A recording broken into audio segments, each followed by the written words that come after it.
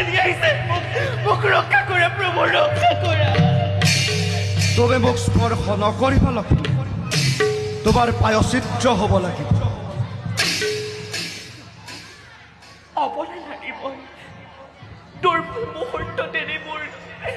মোৰ নকৰিবলগীয়া কাম কৰি পেলালো মোক সেৱা কৰক প্ৰভু সেই দৈত্যৰ হাতৰ পৰা মোক ৰক্ষা কৰক আজি দৈত্যৰ হাতৰ পৰা ৰক্ষা কৰিব পৰা ক্ষমতা মোৰ নাই লক্ষ্মী আজি দৈত্যৰ আগত মোৰ সুদৰ্শন চক্ৰও সাধাৰণ অস্ত্ৰত পৰিণত হ'ল কাৰণ তুমি তাক অমৰত্ব বৰ দি স্বজন কৰিছা সেয়ে তুমি দৈত্যৰ পত্নীত্ব স্বীকাৰ কৰা বাহিৰে অন্য একো উপায় নাই লক্ষ্মী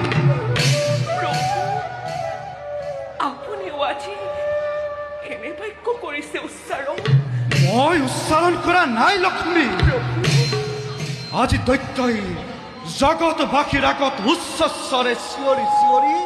কৰিছে প্ৰকাশ যে লক্ষ্মীয়েই তাৰে একমাত্ৰ পত্নী নহয় মই দৈত্য পত্নী নহয় মই দৈত্যৰ পত্নী নহয় সেয়েহে লক্ষ্মী আজিৰ পৰা তুমি আৰু এই বৈকুণ্ঠপুৰী শুৱনি কৰি ৰাখিব নোৱাৰিবা আজি হন্তে তোমাৰ বাবে এই বৈকুণ্ঠপুৰী বৈকুণ্ঠদ্বাৰ ৰুদ্ধ হৈ গ'ল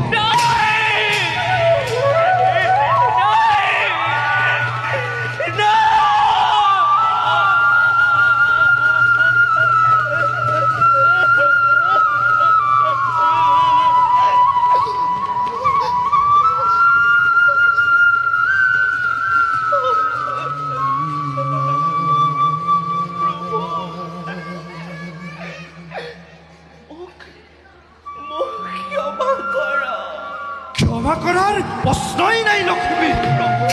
তুমি দৈত্যৰ পত্নী নহয় মই দৈত্যৰ পত্নী নহয় প্ৰভু মই নহয় সেয়ে লক্ষ্মী